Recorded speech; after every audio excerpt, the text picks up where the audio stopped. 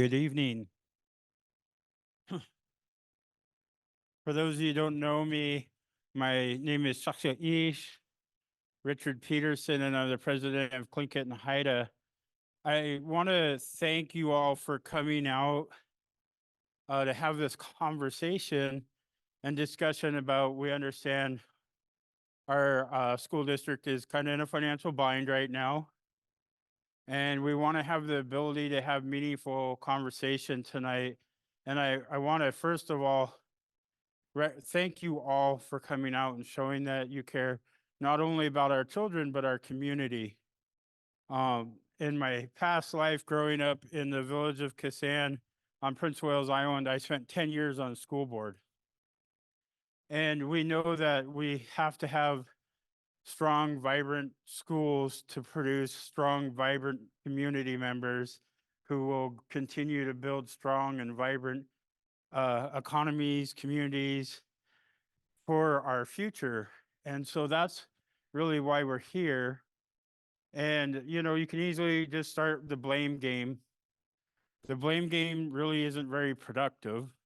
I think we need to understand what got us to this situation, and we want to hear those things.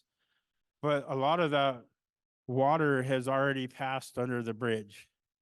So really it's about how do we move this forward so that our kiddos have the best opportunities, the best education. And you know, we definitely don't want to lose programs. We don't want to lose those opportunities, but we have to be realistic about where we're at and then figure out how do we get back to a really healthy place for our kiddos. I'm so appreciative that you came. I'm also very appreciative to see our mayor, Beth Weldon, here because I have no shame in my game. I hold myself as an elected official to account. I hold others to. And you always need to remember, as our friend Senator Kukesh used to say, remember who showed up. And our mayor shows up. Kunikchish Hawa Beth.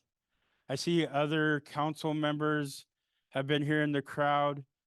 Our superintendent, Frank Hauser, I want to thank so much to, I see Paul Kelly over here.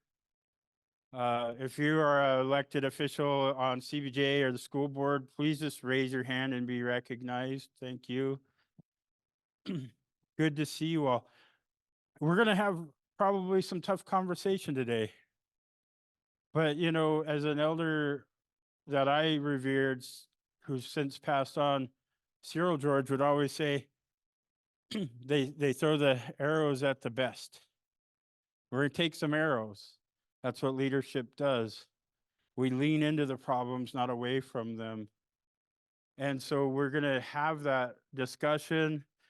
And really our goal tonight is for our families, our community, to be able to ask those questions and hopefully get some answers so that then we can then hopefully offer some solutions.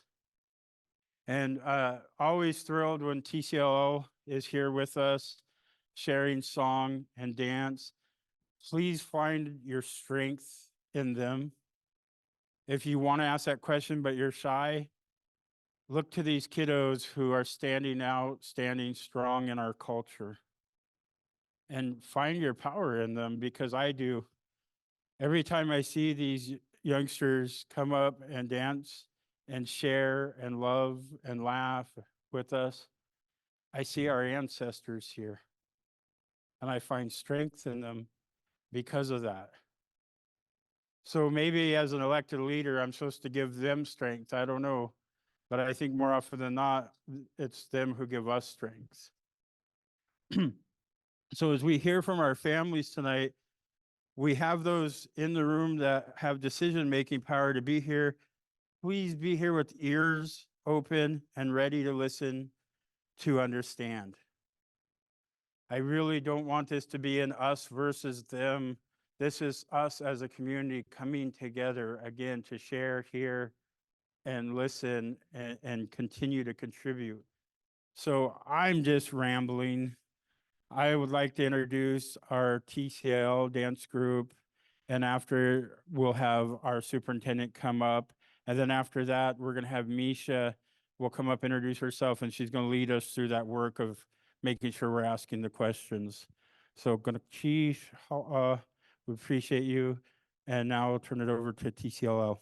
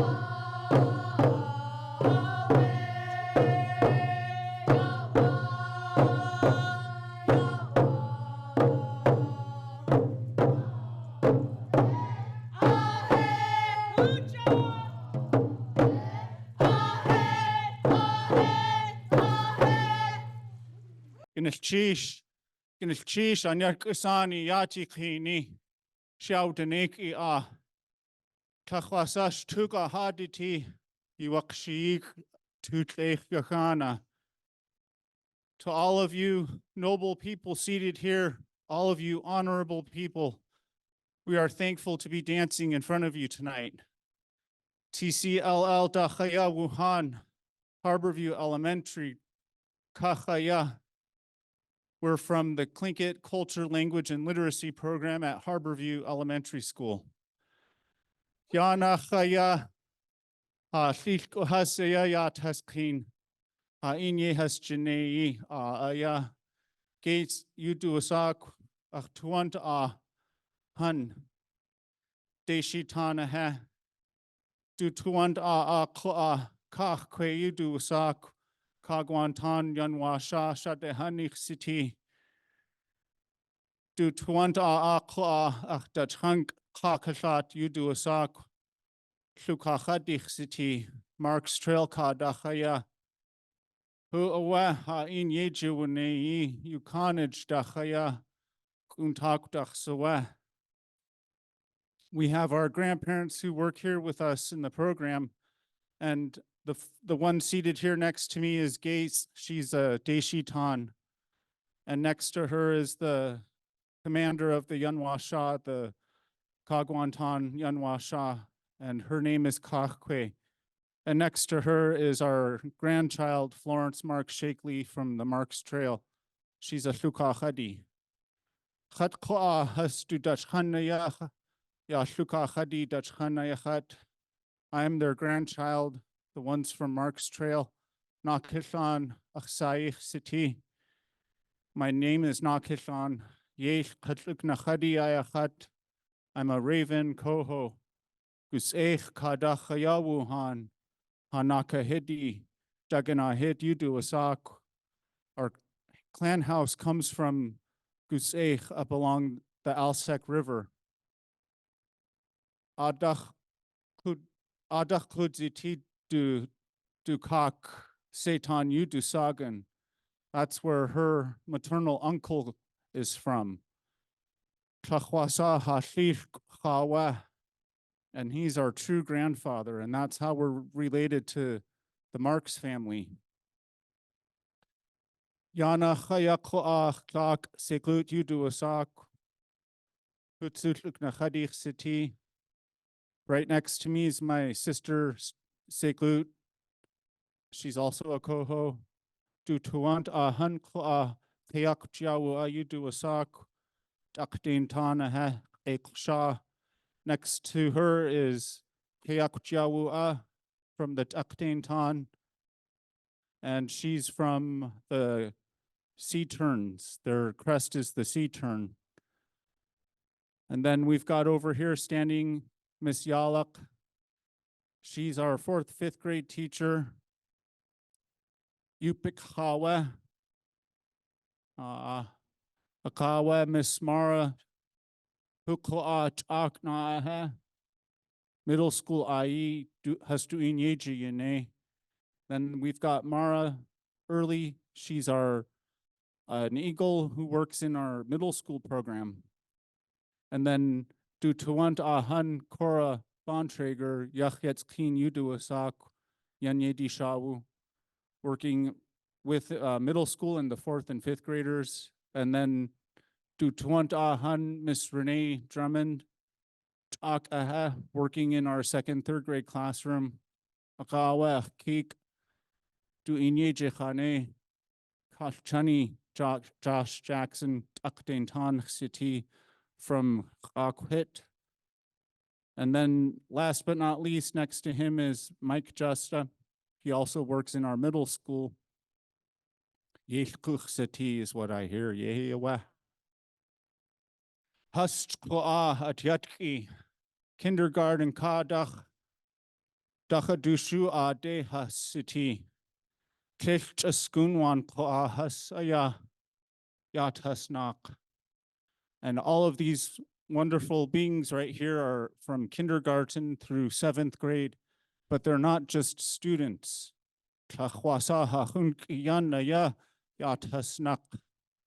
All of these friends standing here are our family.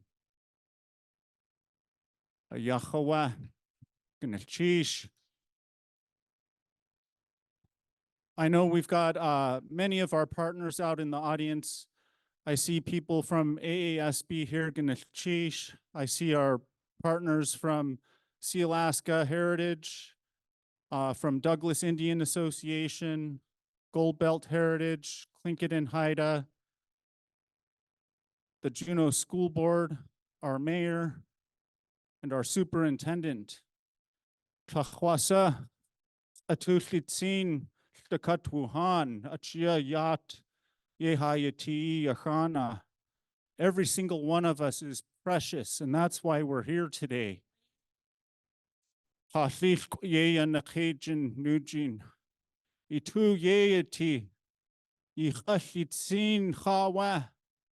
It lives within you. Every one of you is precious. Kundahin saha inch kauklinik kingis te. How many times Grandpa David would tell us those words? I also know we've got in our student population several Daklawedi. If you're Daklawedi, Gusu Yugushi.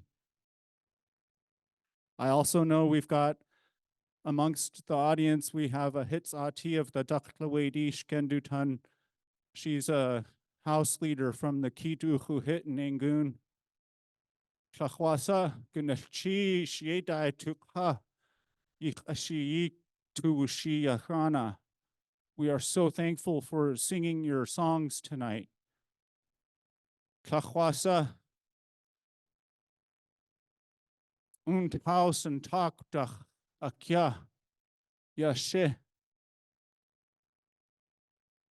an wushliklu hawa yusha shanach utuwa adi.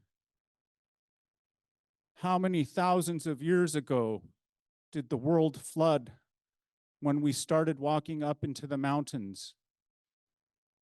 If you listen to the oral history from the Dakhtawadi, you can learn the same thing I'm telling you right now.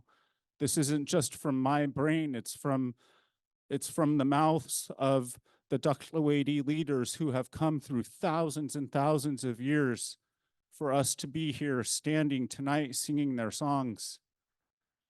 Western science has proven that there was a huge glacial lake that burst. There was a dam holding the water back, and this dam burst over several thousand years. This thing kept happening over and over because of the ice. And when that water burst, it caused floods throughout the world. This is from Shken's grandfather.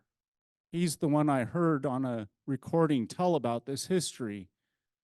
When they got in their canoes, because the water was rising up 10 feet, when the tides would shift, the water would just keep coming up. And so they decided to get in their canoes with the belongings that they could get, any provisions, any food that they could take with them. But what was more important, what he talked about, was how they took their kit gau with them, their killer whale drum. It's something that other cultures might look at and see a piece of art or see just a drum, but it embodies more than just a drum. It's an actual being with the name, and it's a living thing. It's a part of us. It's one of our ancestors. It's not just a drum. And how important these things are to our people, that they would grab things like that with them, knowing something was happening that they couldn't explain and that they didn't know what would happen in the future. And so for us to be standing here tonight singing these songs is such a precious thing, because through the corridors of time, our people have faced numerous obstacles, many of which were outside of our own doings, forces that come upon us that cause us to shift what we need to do. Over 15,000 years. Excuse me. And it's much, much longer than 15,000 years. Western science puts it at 10,000 years because they were able to do archaeological work in parts of Southeast, especially over at Kuknuwu, Iani Hawe Kagwantan, your homeland, the grouse fort. That's where they were able to determine the years that people have been there. How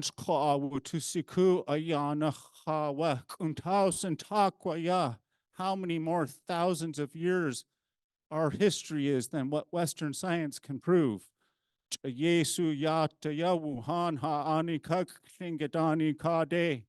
And we're still here on our homelands. To put that into some perspective, no offense, Superintendent Hauser, but I've been in the district for 18 years, and we've had 5 superintendents since I've started.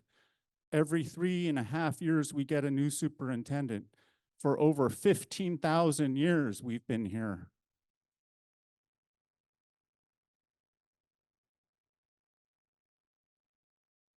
One of the reasons we're still here,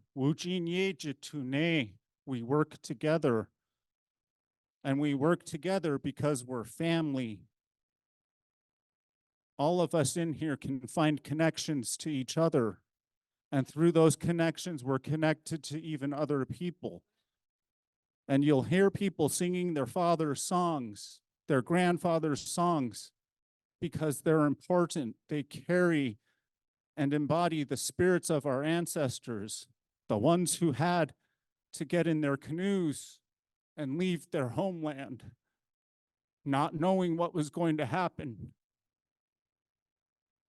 But because we work together, because we're taught to be strong and face adversity and put it all out on the table so that we can move on and go forward with what needs to be done. And that's what I see happening here right now, is all of us coming together, putting everything out in the open so we can discuss the way forward as a school district, not just a school district, but as a program. This TCLL program has been in existence for over 20 years because the ones who decided to write the grant could see the need within our people to reclaim our identity, our ways, and our language. And there's just a portion of us here tonight, but there are 92 of us, not 75, like I see in the reports. You've left out our entire middle school. Also, in the 5 proposals, there's no mention anywhere of any optional program. We've been asking, where's TCLL? Where's Montessori? Where's the charter school? We're not just thinking about ourselves, we're wondering what's happening to every one of us. And we need transparency. We need to be told what you all know, because we know there are things that you all are talking about. But we need to know that too. The things that are being decided have an affect on us. Maybe you don't realize it, but we feel it. These kids feel it. They wonder what's going to happen. And when we have to tell them we're not too sure, it's not very comforting.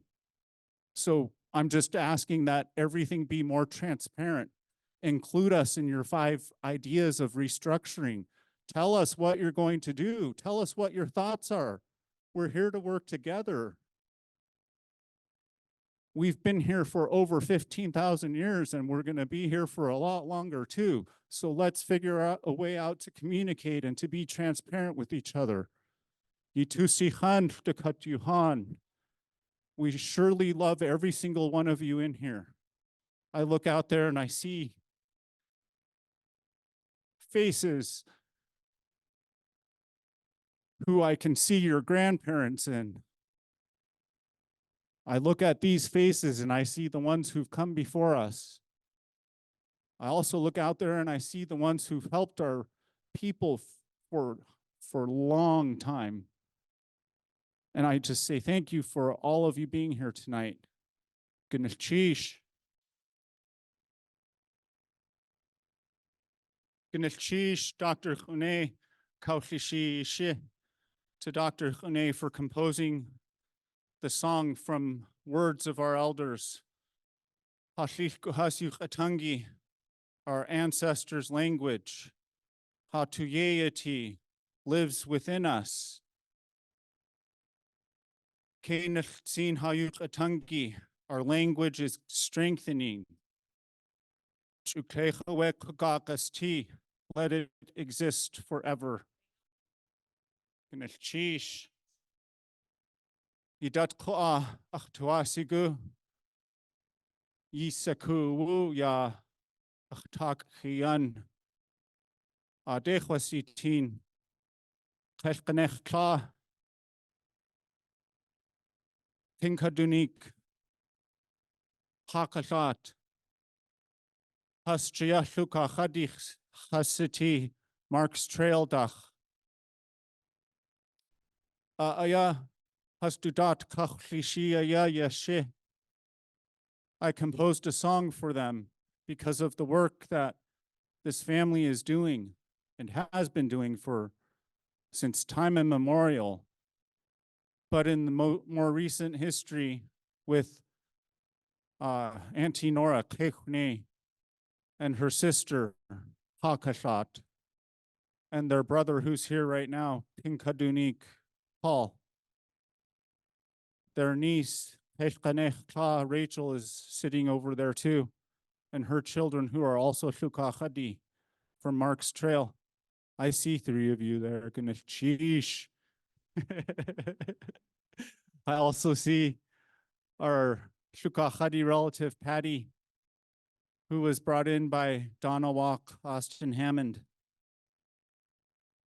And it was in 1996 when I was making up for the failed courses I took my first semester of college here at UAS when Patty saw me and stopped me on campus and said, hey, they're going to teach Tlingit here on campus as a 4-credit course. For the first time, it will satisfy your degree requirements for language.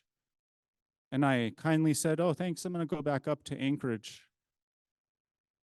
And then I thought more about it as time went on, and I decided that Anchorage really wasn't for me.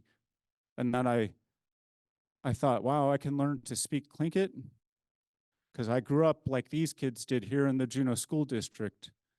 But we didn't have anything like this back then. We had a group of elders who were the driving force behind the Indian Studies program.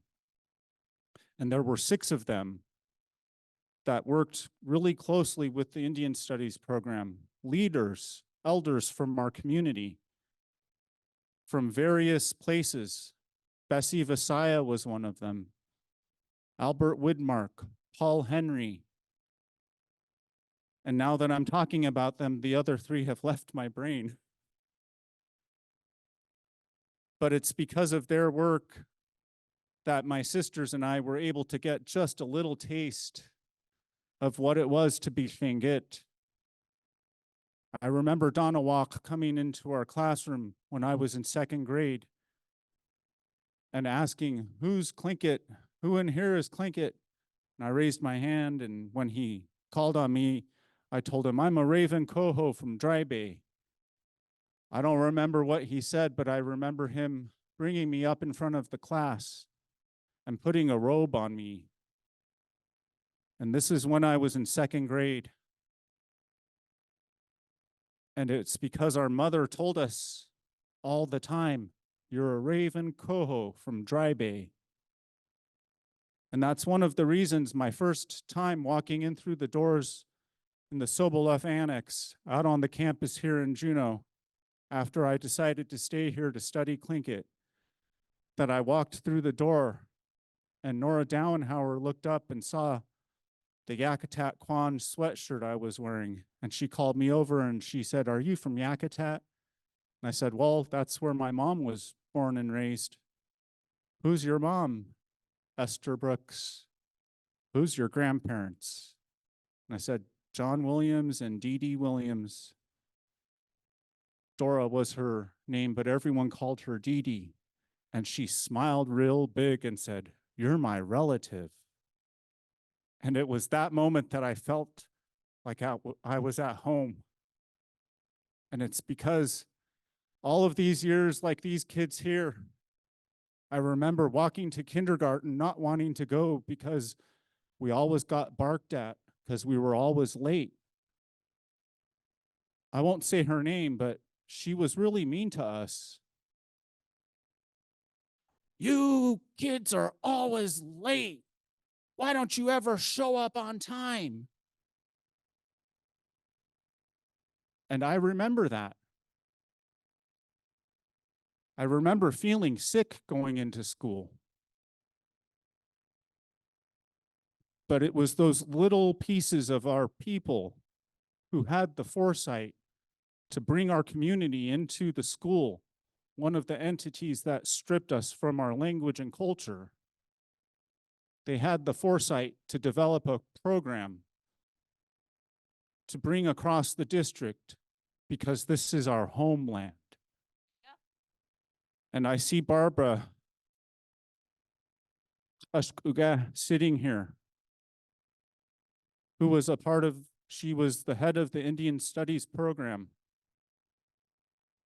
She was one of the people who was instrumental in helping us work with the school board to develop School Board Policy 6141.4. If you don't know what that is, you can look it up. It's really tough to find though online, you guys. It should be much easier to find. I spent a half hour looking for it. She finally saved me. But just Googling Indigenous language policy, you get a whirlwind of stuff. The first thing that should come up was what was adopted in August of 2019. When anyone types anything like that into the Google search, it should be one of the first things that shows up. BP 6141.4, Indigenous Language Policy. But the history I'm telling you right now is important because of where we are today. There's a policy in place that's to support our language, the revitalization of our language in a system that helped take it from our people. Our speakers who were put into closets because they were telling their brother what the teacher said in English. The bamboo sticks that were whipped on the hands of our elders. The chunks of hair that was pulled from their heads because they spoke Tlingit. Being put in front of the class with a dunce cap on to sit there for the day because they spoke Tlingit. This is true. These are things that happen to people who are alive today. And here we are right now, a group of 92 of us who show up at the doors of Harborview every single day, knowing that our family needs us, that our language needs us, that the ones who've walked this path before us, they knew what was ahead of us. And that's why we were taught what we were taught. I see now why Mom grabbed my ear. Are you listening to me? How many times I finally learned to listen. It's not all there yet, though. But I'm thankful for that. I'm thankful for that tough love and that discipline that we had growing up. Because now I can put my ear to a fluent speaker and take in their knowledge and disseminate that to these ones here who will then grow up, marry their opposites, have their own kids, and raise their own families in our language and culture. Host Kluik, attend functions, bringing our language into domains where it doesn't exist yet. It's happening. It's happening now. And we need to continue these efforts as a community.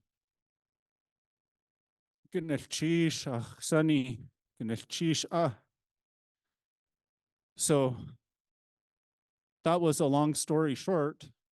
There's many reasons why I was compelled to compose the song for the Marks Trail.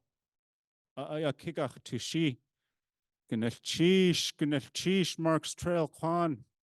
Itusihan Hawa. Itusihan Dakat Yuhan. Gnilchish. Gout County Hit Idat Kla. Adachgach Tutlech. Anaya Kigach Tushi. Lukachadich Ashi.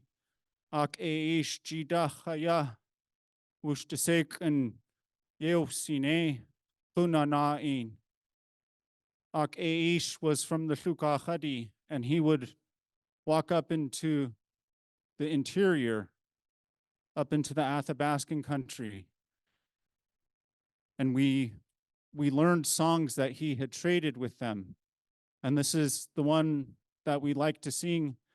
We grew up knowing this song in the Indian Studies program. And then later on, after years of not hearing it or singing it, Grandma Nora brought it out at one of our practices, and that's when we learned the history of the song. Shukachadi ayi aya. Adachgach tutlech. Gnelchishaya Yedaya Tukashtakat Yuhan. Thank you to all of you, Yatikini, for being here tonight. Just Gnelchish Yedaya Tukashtakat Yuhan. We'd say big thank you to all of you. Yeah.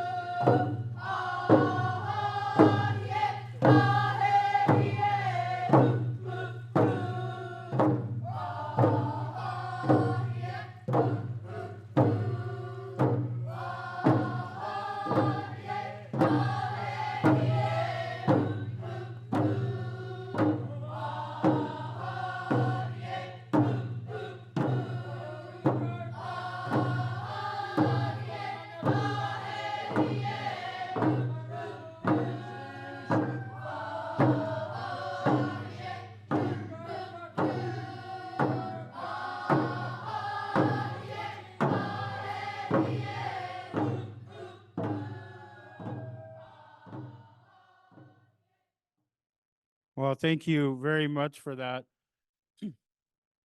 My staff works really hard. You see me packing around a script, and then I never use them or look at them. And I was sitting there and I realized there were some important things I was supposed to say. So I know that, this has been a long day, but we do have some work ahead of us. Staff have been handing out the surveys, and I want to say why tonight is so important. After each meeting, the school district has been taking the comments and they are listening and they are taking those things into account. I want to quickly recognize we've had more school board members. I see Emil over here. Raise your hand. If any more school members or CBJ walked in, please raise your hand. Paul, you've already been recognized. Dee Dee, I'm just teasing Paul. I want to recognize also our A&B Grand President, Heather Gurko's here. I seen Alaska Chair Joe Nelson come in. We appreciate you being here. Your presence matters to us. I want to quickly, before I call up our superintendent, I would like our staff, we have cultural heritage education staff here to help you with the surveys. Can you wave your hand so people know who you are? I don't see very many hands waving. Raise them up, don't hold them down and wave them, thank you. These are the folks that can help you with the surveys. So make sure to reach out to them. Also, this is really, I heard in my friend Nakaklan Hans, I heard his emotions. I'm going to tell the person talking to him to please take it out in the hallway, though. Sheesh. This is when the serious president steps up. The guy in the blue shirt still talking didn't hear me. My staff's going to help him. Thank you. We want to be heard because there's important things to be said. You heard Hans's emotion tonight. We feel that because some of these events are triggering. We have our behavioral health staff here tonight, and I'd like them to raise their hand. If you need to go outside, if you need to go out and talk to somebody, these are the folks behind you waving their hands at you. Feel free to use them. I'm going to call up our superintendent, Frank Hauser, to talk to you, and then we'll take about 20 minutes of questions afterwards. And I'm going to hold us pretty tight to that because we are running late. But it's really important. We're going to have table discussions afterwards. And I think it's imperative that we stay here and be a part of that. So please dish up, please make sure you take care of yourself, but also please give the speakers the courtesy and make sure that you're listening and you're here to listen. If you have a conversation to be held, there's lots of great hallway space for you. So with that, I'm going to ask Frank to come up and join us and share a few words, and then I'll moderate about 20 minutes of questions.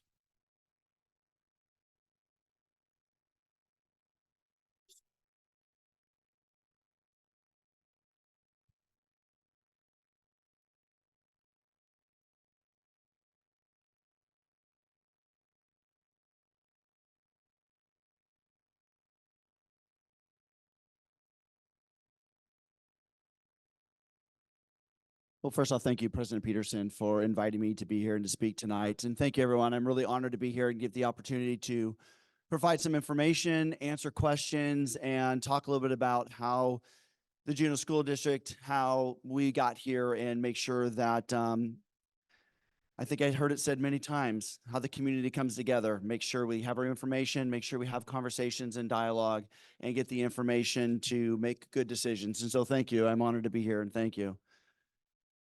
So I'm going to start with a brief presentation, and it's broken up into 3 sections.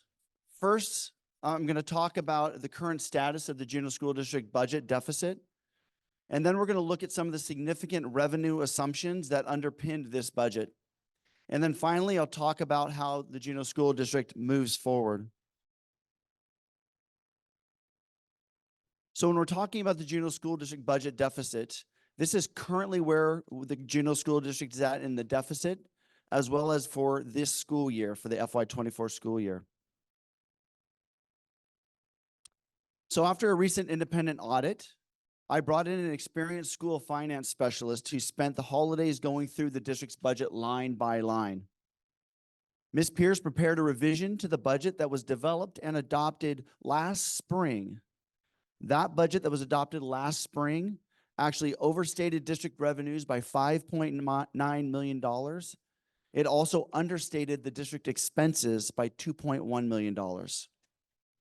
This chart that's up on the projector, the chart walks through the main issues with the spring 2023 budget that was for this school year, the FY24 school year.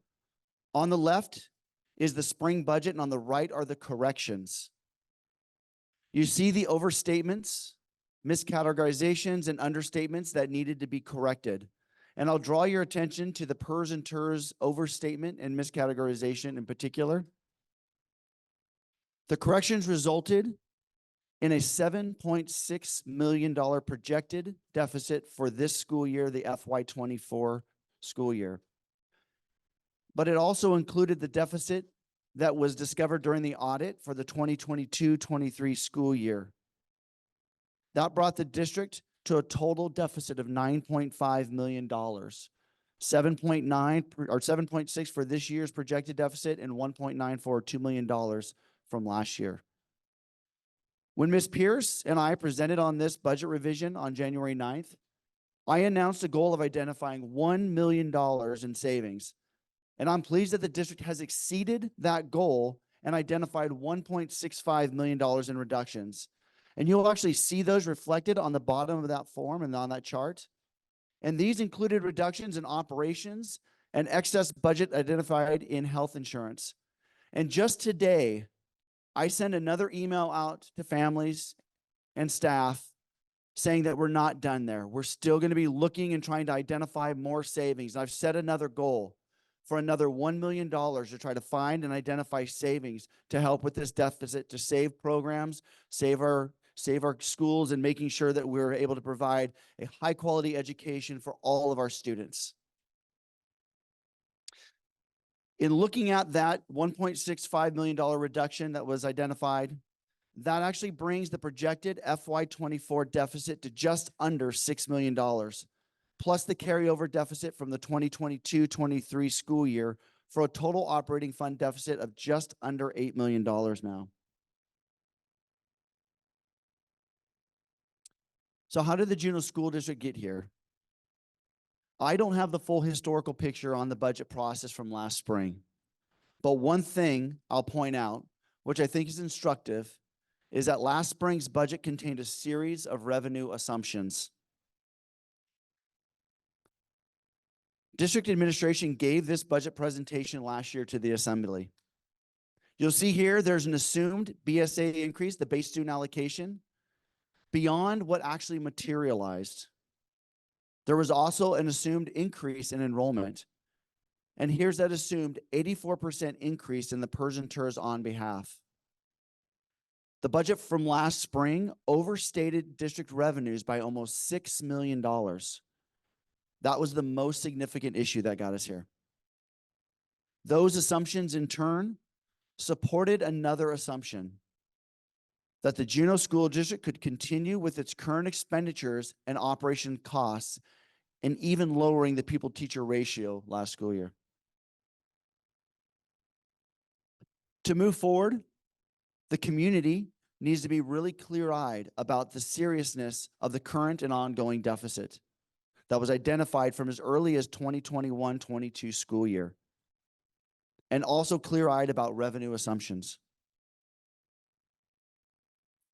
Data shows the trend toward decreasing, not increasing enrollment, which means decreasing yearly revenues. I'd like to stress that these declines reflect statewide demographic changes, with people leaving and not moving to Alaska. These statewide demographic changes, like inflation, seem to be recognized as a factor in every industry in Alaska except education. This chart shows the impacts of inflation on the base student allocation, or the BSA, which is the primary source of revenue for school districts. The line that you see starting at the tip of the pencil furthest to the left back in FY12, that line shows the inflation adjustment. The FY 2024 BSA of $5,960 has an FY 2012 value of $4,682 when adjusted for inflation. That's a loss of about 21.4%. For this year, school districts across the state received a BSA increase of $30. $30 as part of the Alaska Reads Act. That $30 for this school year equates to a 0.5% increase. This chart shows the steep downward trend in state funding in the foundation formula. The district is still waiting on the state foundation funding for this school year, but the district's anticipating $31 million, not the $35 million on the previous revenue assumption screen. This $31 million in foundation funding represents a loss in foundation funding of about $2.8 million since last school year. With data suggesting decreasing and not increasing revenues, the district must address expenditures to address the current and ongoing combined deficit of nearly $7.9 million. With the magnitude of this problem, it no longer seems possible for the district to make small targeted cuts to address this huge number or to line item its way out of this situation. It would take 395 $20,000 decisions, or 158 $50,000 decisions, or 66 $120,000 decisions just to address the current projected deficit. Again, this isn't even next school year. And the board is required to balance the budget for this school year, FY24, and next school year, FY25, before March 15th, when it is due to the assembly. The realities are the district can't just cut administration to address this deficit either. That's not mathematically possible. The district spends nearly 90% of its budget on salaries and benefits. By far, the largest slice of that goes to teachers, paraeducators, counselors, the staff that are working directly with your students in the classroom. It isn't possible for the district to address this situation without impacting the largest expenditure. There's a stark choice right now. keeping all of the buildings going with fewer and fewer students and skeleton crews, or reimagining educational delivery in the district. Restructuring and reorganizing with building closures will be a way to maintain opportunities for students and ensure Juneau schools can remain vibrant, full, energetic learning centers into the future. The board and I have already started the work in November with a work session on academic outcomes and reorganization. We have several potential model concepts for consideration.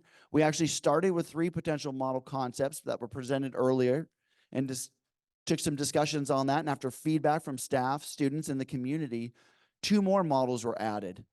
2 of those models included the consolidation and closure of 2 buildings. This really will be a 2-part approach. First, addressing reorganization and any structural changes, and then a more targeted line-by-line approach focusing on the needs of the newly configured buildings. You see here some of the cost savings estimates for reductions in staff redundancies or duplicate positions, such as with principals and office staff in the event of a building closure. And if you see here, just in duplicate staff savings, in elementary school, if an elementary school were to be closed or consolidated, would save approximately $668,000. A middle school, about $913,000, and a high school, about $1.3 million. And this is just for the duplicate staff. Now, I do have some good news, and I want to take a moment to kind of, talk a little bit about the meeting that happened last night. The school board presented a request to the assembly for some support in shared services for this school year and for next school year. And I just wanted to take a moment. This has not been finalized yet. It's just initially been discussed, but the assembly has voted and is looking at and will continue to talk about through their process supporting for this school year close to $4 million in shared services for the school district, as well as providing the school district an opportunity for a 0% interest loan, which will help us balance the FY24 budget this year, which is what we need to do to help prepare and present a balanced budget for FY25. In addition to that support that the assembly has been talking about and is in the process of working through, they also had talked about and are working through support for next school year in the amount of about $1.6 million to support shared services for the district. And I just want to take this moment and opportunity, one, to thank the assembly and thank the mayor for their support of our schools and our communities. So thank you very much.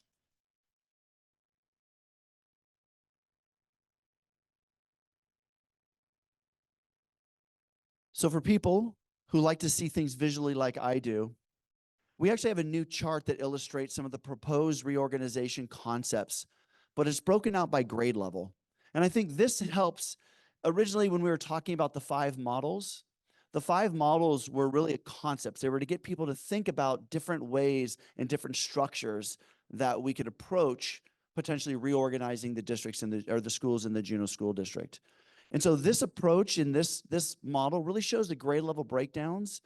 And you can see and consider some of the concepts and actually broken up by elementary school, which is kind of to the left. You see kindergarten, K through 5th grade. Middle school, which right now in our current organization is 6th grade through 8th grade, which is in that middle section there. And then further to the right, you'll see 9th grade through 12th grade, which is our current high school configuration, which is 2 high schools. In our middle school, we have 2 middle schools. So as we're looking at possible configuration concepts and ideas, I'd like to start with the elementary school. And so as you look at the left side, kindergarten through 5, one of the first suggestions that has come up in some of the conversations is essentially taking the schools, looking at the elementary schools, keeping them kindergarten through 5th grade, but maybe redrawing some boundaries and closing an elementary school or 2 to find some savings there. And that would be kindergarten through 5th grade. That was one concept that's been talked about. Another concept that has been talked about quite a bit is actually having 6th graders, instead of 6th graders transitioning on to middle school like we currently have, actually having the 6th graders stay at the elementary school. And so you'll see the model that's in purple is actually keeping 6th graders at the elementary school. But in the purple model, it actually takes elementary schools and partners and pairs them together. So you have 2 partner schools. And you'd have intermediate grades, 4th through 6th grade at one school, and primary grades, kindergarten through 3rd grade at another school. And so students would start in kindergarten at one school, go through 3rd grade, and when they transition to 4th grade, they would go to the other school that's the partner school. And those staff would collaborate. We've talked about shared site councils, and that's in that concept, is this kind of partnered concept. But there's another concept for elementary that has been discussed too, and that is keeping the K-6 in each of our neighborhood elementary schools and having the schools and having the students stay there K-6. So students would start in kindergarten, go all the way through that elementary school to 6th grade, and then they transition to middle school. Some other concepts that have been discussed are 7-12, and you'll see those if you go over to the 7th grade and go down through the orange to those kind of light pink options. Those are two ideas and concepts that really are 7th through 12th grade junior high schools. The first one that is there is actually a 7th through 12th grade junior high school that's actually at Thunder Mountain or JD. So you take all 7th through 12th grades and you split them at Thunder Mountain and JD.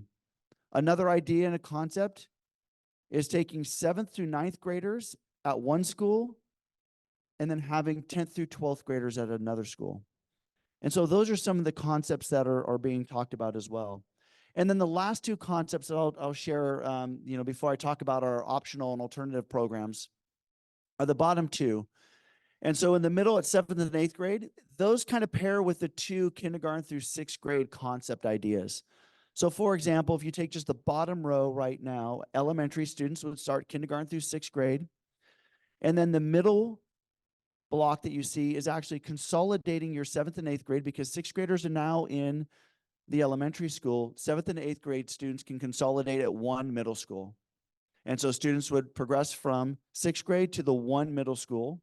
A decision hasn't been made which middle school that would be at, but they would move to one middle school and it would consolidate our middle schools down to one school. And if you continue over, you'll see there's two other concepts for high school. The first concept is a 2-year phase out concept for one of the high schools. So essentially in the top green, one high school would close down. They'd have next school year for the seniors to be able to, if they've started their freshman year, to be able to graduate from that high school. But after that senior year, the school would close down. And in the 25-26 school year, the Juneau School District would consolidate down to one high school. But for next school year, all 9th graders would go to the one high school that was going to continue on, and then the remaining 10th through 12th graders stay with the one high school until the seniors graduated and that school would close down. It's a transition of 1 year to allow the students and the staff to close down the high school. And then the final concept that I'd like to just highlight is really similar to the 2-year phase out of the high schools. It really is just next school year consolidating down to just one high school. And so you'd have one high school for next school year. All students 9th through 12th would go to that high school. And so those are some of the concepts that were being discussed. In many of those concepts, you actually have schools closing down and having buildings that are left kind of vacant. And in that model, I think this is where we have an opportunity to talk about our alternative and optional programs.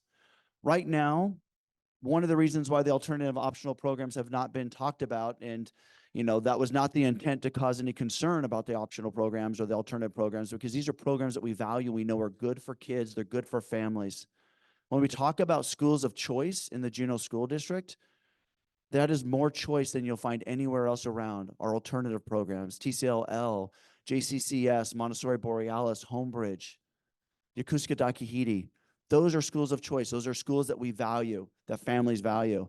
And what we're looking at is when we consolidate, if the board does decide to consolidate schools, if there is a space that is left available at one of the middle schools, potentially moving some of our alternative and optional programs to the larger space so they can grow and expand and provide more opportunities for our students. A perfect example is our TCLL program. Right now, there's a wait list for a TCLL program. If we can shift that program to another school that has more space, potentially provide more opportunities for staff, then we can grow that program, meet the need that we know is out there. And so those are the conversations that we're actually looking and having and talking about, because we know and value those alternative and our optional programs.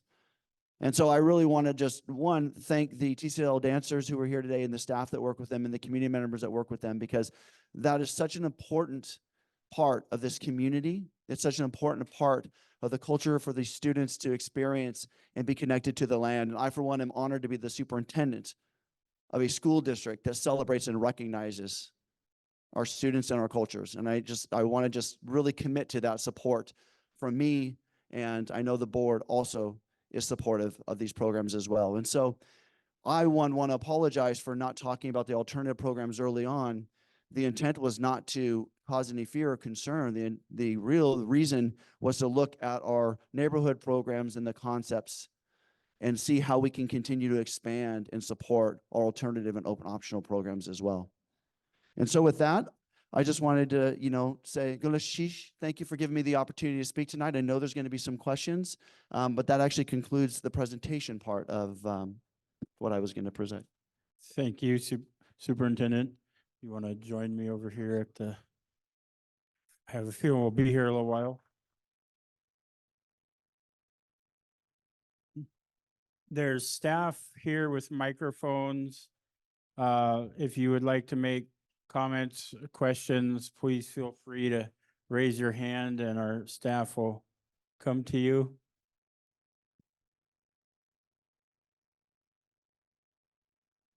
Okay, we have a question towards the back.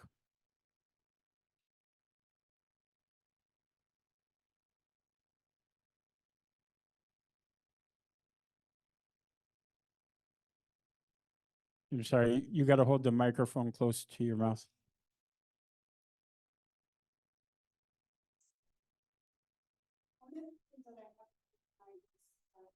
Talking about special needs kids, and they do have full inclusion. Special needs includes Parkinson's, ADHD. How is that going to affect them with the overcrowding that you'll probably experience when you combine all of these classes? I have a special needs. Thank you very much. Yeah, thank you very much for the question. No, our special needs programs, our students that have IEPs or 504s, is something that's really important to us. It not only is a federal law that we support all students that have special needs IEP, but it's also a commitment of the Juneau School District, and it's the right thing to do to support our students and make sure they have every equal opportunity for an education. Today, we actually had a academic outcomes and reorganization task force meeting, and the topic of conversation was actually special ed programs. It has actually been a topic of conversation that we've been having throughout this process of reorganization. One of the things that we're looking at is, as and the board is considering reorganization models and concepts, depending on the reorganization, let's say, for example, going from a K-6, moving the sixth graders back down to the elementary school. Like you said, there are going to have to be some considerations for space and size, but making sure that we're able to provide those programs, our DEC, our best programs, and the other supports. We are a fully inclusionary program and wanting to make sure that those supports and options are available for our students. And that's a model that we're moving towards as well in those supports. And our director of student services is actually talking about that and working with his staff to support our students with special needs, because that is something that's very important to us. And so it is something that we're looking at. We'll look at space and size in the classrooms, but also how do we integrate our students with special needs more in the classroom so they have that peer support as well. Thank you. We have a question over there, Marcelo. Thank you very much, Richard. I appreciate you coming here. What I want to do is, I graduated from Juneau Douglas High School, well over 60 years ago. And one of the things I really feel that I'm talking to one of the teachers here is that I went to school with a number of our Native students, and what that happened is that many of them never felt part of the school district or the school. And so they dropped out and either went off to a Mont Edgecombe or Sheldon Jackson, where they found people, our native people that were going to school there that were taken out of the villages, but I really, that today, as I look around and I see these young people coming in and singing and dancing, and to see other people, that other non-natives that have joined groups, it's really.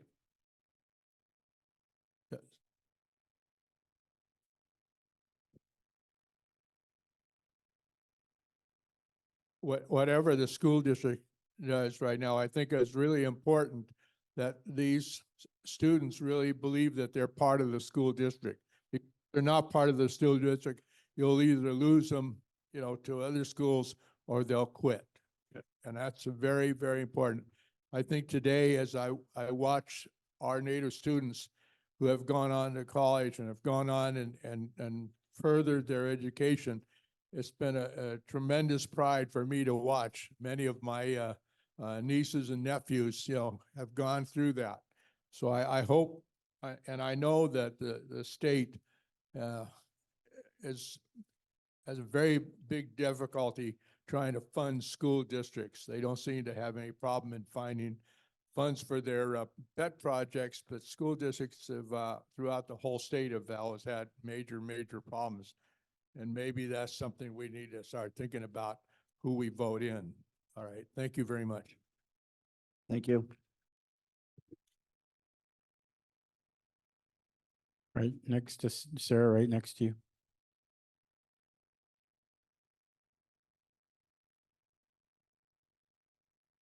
Earlier you mentioned moving Yokusuke into a different building, right? That's a possibility, yes. Would you be thinking of moving it into a building that's already another school?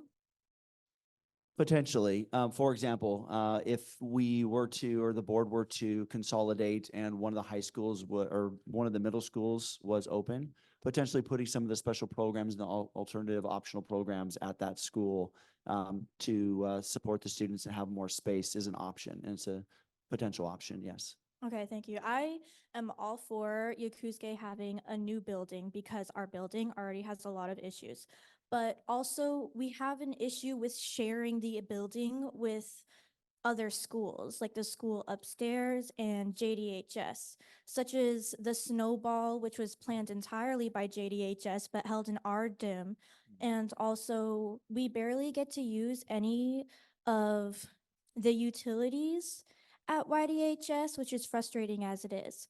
I'd also like to mention how we aren't allowed to use the lockers because of the asbestos, but the school above is allowed to do that. And I was wondering if that would be taken care of anytime soon. What I can tell you is, as the board considers consolidation, if a building becomes available through the consolidation process, shifting the programs in finding another space for them, because they're, being able to make sure you have lockers or being able to make sure you have space, and you might have to share a little bit if there's a couple other programs, but it would be better to have more space than currently is available at the Marie Drake building. And so the goal and the hope would be to be able to provide some space that is specifically for that school or for that program, if you will, Yukuxa Dakihiri or TCLL, that is that space that belongs to them in that school, and they can have more of that space. And so those are some of the conversations that are going to be taking place, yes. All right, Ganesh Chish, if you could, I'd rather appreciate if you share us with another school for it to be a smaller school, because that's what really helps our program the most without it being overwhelming. Ganesh Chish. Ganesh, thank you. Young lady, can I call you out and just tell you how proud I am of you for showing up and speaking up for your school and yourself?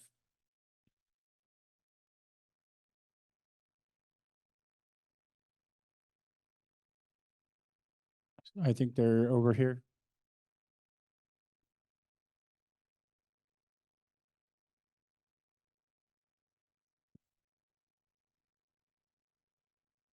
Gunathish, my name is Mary Marks. I am a tribal citizen of Central Council. I am a delegate for the Juneau Community Council. I'm a student of the UAF. I'll be graduating this spring with my bachelor's.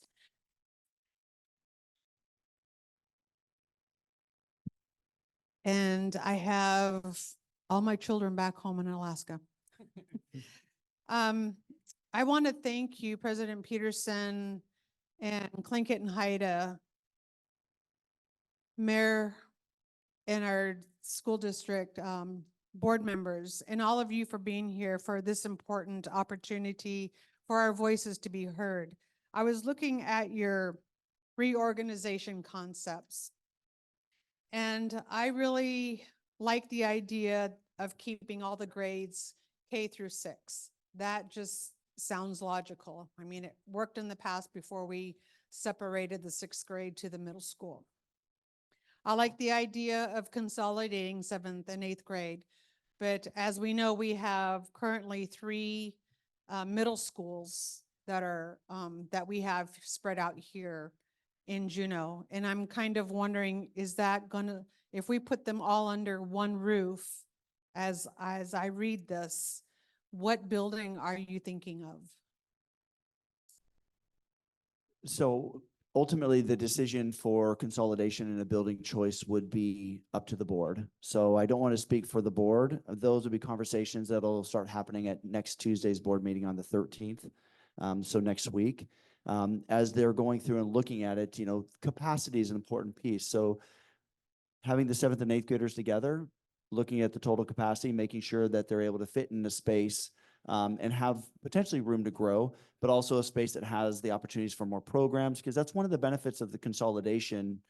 As we're looking at, the reorganization, the conversations that the board has had to date, one of the driving forces, of course, is the challenge that we're facing with the budget, decreasing enrollment, but also making sure that how are we still providing good opportunities for students, academic, both, through the core curriculum, through electives, through the curriculum that's provided by our grant partners.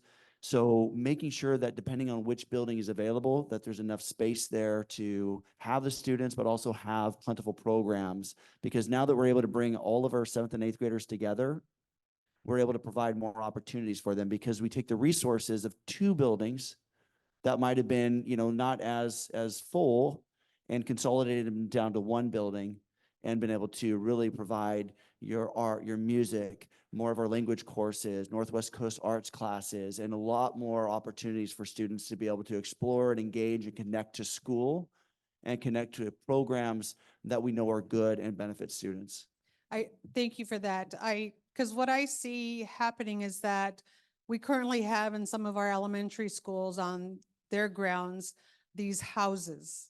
I call them houses, and they're off to the side of the school building because of the overflow. Mhm.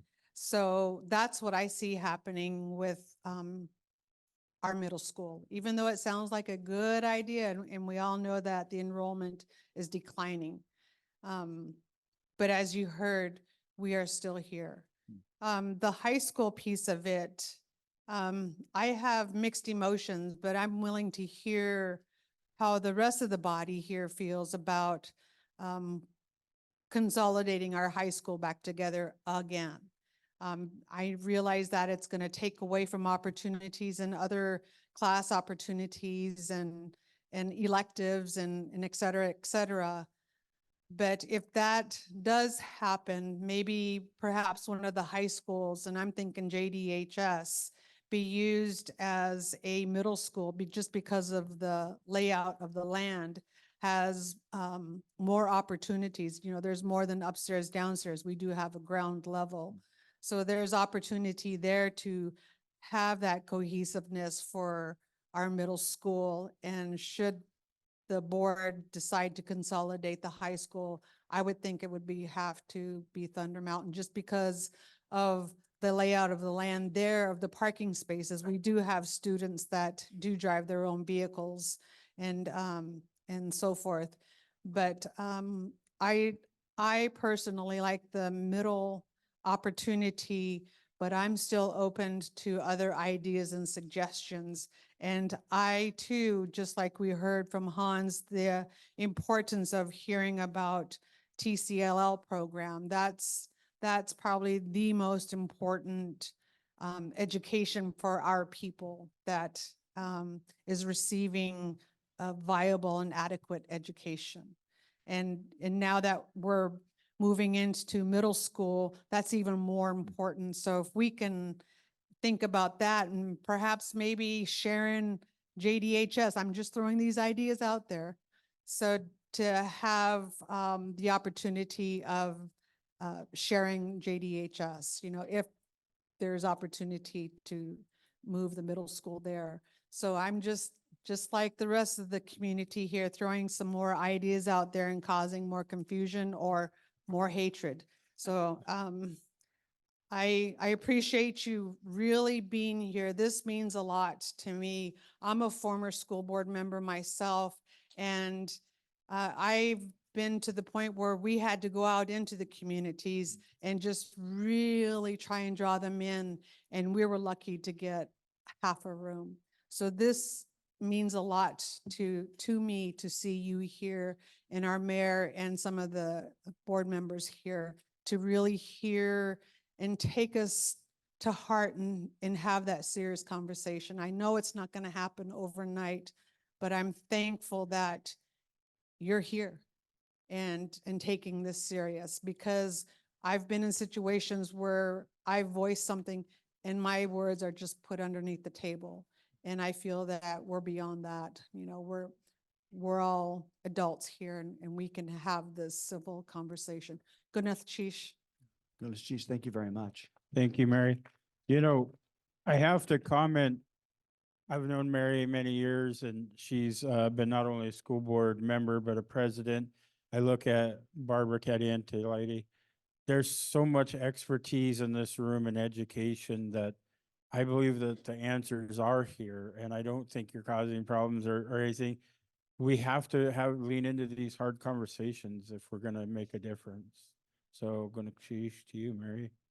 I would also add, that's why the school board members are here. I know that there's school board members that are tuning into and watching this online as well, because that feedback and those ideas, those are important parts of the decision-making process. And I really appreciate, like I said at the beginning, having the opportunity to speak tonight and answer questions. So thank you. I want to take a couple more questions and then move into the work session part where all the things that if you haven't said will be able to be said in those work sessions. Do we have any more? Jason and then Sarah. Oop, and then I'm sorry, I can't see the person behind you. Okay, so 3 more and you guys will be it. Thank you, President Pearson. Thank you, Superintendent Hauser. Kind of curious on the current ratio of student-teacher ratio right now and what that changes student-teacher ratio for the future on consolidations.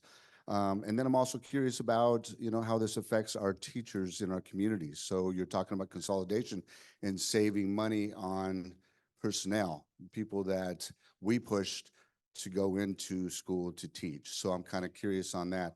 And then I'm also curious if you've talked about unintended consequences of, things that we're not foreseeing. I know you guys probably talk about a lot of stuff, but unintended consequences. And then you kind of mentioned more opportunities where I guess I'm curious about that, because when you talk about consolidation, I'm hearing less opportunities. And that's probably in all programs. You talk about consolidation of high schools, I'm seeing less opportunity for sports, less opportunities to participate in programs. I'm curious of kind of your thoughts on that. Absolutely. I'm going to ask you to hold on to the mic. And the reason I'm going to ask you that is because I'm going to try to answer all those questions. I don't have a notepad here, so I didn't get a chance to write them down. So make sure you hold me to account that I answer all your questions. Yes, sir. Those are great questions. I'm going to try to go through. First off, I think from a staffing perspective, PTR, as we look at consolidations, that's a great question, because part of the reasons to consolidate and try to find structural changes, because you'll find structural changes or savings in that. If we're able to consolidate down from 2 buildings to 1 building, say at the middle school level, Not only do you have a savings in the duplicate staffing there, but you also have savings for utility costs, for property insurance cost. So in the act of consolidating a building down, not only, let's say, we'll take an example of a middle school. From a staffing perspective, you'll save maybe around $900,000. From a utilities perspective, you might save anywhere from about $700 to $1 million a year in utilities, as well as potentially some property insurance costs and miscellaneous costs, because we have to maintain the building. If there's maintenance that has to happen, if a boiler goes out, all those pieces have additional extra costs. But we won't even worry about that. We'll look right now at maybe $900,000, and we'll say $900,000 for the staff and then $900,000 for the utilities cost. That's $1.8 million. $1.8 million equates to about 15 to 16 teachers. So that's a savings right now just in consolidating a building down, because the students are still going to be there. Our enrollment's decreasing, but the students are still going to be there. And so the staff to meet those students' needs still need to be there. And so when we talk about consolidating a building down, I want to, and I appreciate the question because it allows me to provide that clarification on this. It's not like we say, okay, the building's closed, all the staff, everyone, we're no longer needed. That's absolutely not what we're saying. There's some duplicates, but the staff that are still instructing the students, those students are still there. They're just moving to another building. That building, in both cases of the middle school, say we consolidate the students down to a middle school and they go to Zonta-Kahini. Those students and a lot of the staff that were in Floyd-Dryden would go to Zonta-Kahini to still meet those students' needs. So while PTR might need to be increased to help balance the budget, the goal in consolidation is we actually start saving some positions as well, and we can manage the attrition. So as staff retire or resign, through consolidation, you're going to save about 8 FTE. So the act of closing some of the models that we had, closing down a middle school and closing down a high school, saves anywhere from 8 to 13 teachers, or FTE we call them, just in the act of consolidation. And that's potentially 8 to 13 positions that we don't have to worry about cutting, because they might have, people like that number of staff might have retired. And so we don't have to worry about those. We've had that savings. We've now got the savings of those people that have left. It doesn't impact staff that are currently working with us. And so we're able to realize those savings. But to go to the next piece, I think the question was consolidating schools. I think you said actually limits opportunities. And I would counter that. In some ways, I see what you're thinking, but we keep that core staff. They just go to one building, and now what you're able to have, instead of having maybe a music class over here and one language over here at another school, and an art class and maybe another elective, you've now brought all that together and all the support. So now in this one class for all the students in 7th and 8th grade have access to music, to language, to art, to PE, to all other electives. Now, instead of having those resources split between 2 buildings, we've consolidated them into one building to be able to meet and be available for all of those students. And for as far as activities go, especially at the high school level, that's an important one. Even if you were to consolidate down, you would have only one varsity team, but you'd still be able to have JV, and you'd have multiple C teams. And in some ways, opportunities would increase, because those students that are participating on the varsity team and on the JV teams are actually going to be competing potentially at a higher level, the equivalent of like a D1, division for high school sports, versus maybe like a D3. And so by consolidating, there actually will have more competitive play, potentially more opportunities for play. And I think because of the generous support of the Assembly in funding our activities programs, making sure that we still, if we have all those students that want to participate in the sports, I was saved by athletics in high school. I wouldn't be where I am today if it wasn't for activities. I absolutely fundamentally believe in every single student that wants to participate in a sport or an activity after school, an extracurricular activity, should have that opportunity, however we can make it happen. And so even though we might be consolidating a high school, the goal is not to limit students' opportunities, but to continue to make sure they have all those extracurricular activities, and hopefully more opportunities in the school for electives and activities that connect and engage them to that school. And I think you had a couple more questions in there. So if I missed anything, please let me know. Well, just 2 more things. Yeah. So, I mean, I don't want to add questions. I'm stay on the same questions. So the other one was student ratios. Yes, thank you. And then going back to the activities. So I'm not sure, I don't know if you're familiar with numbers. So I'm a little bit familiar, and I might be way wrong on some of them, but, just looking at girls' basketball, I'll talk about girls' basketball for a second. Looking at the middle school level, you have 3 middle schools, right?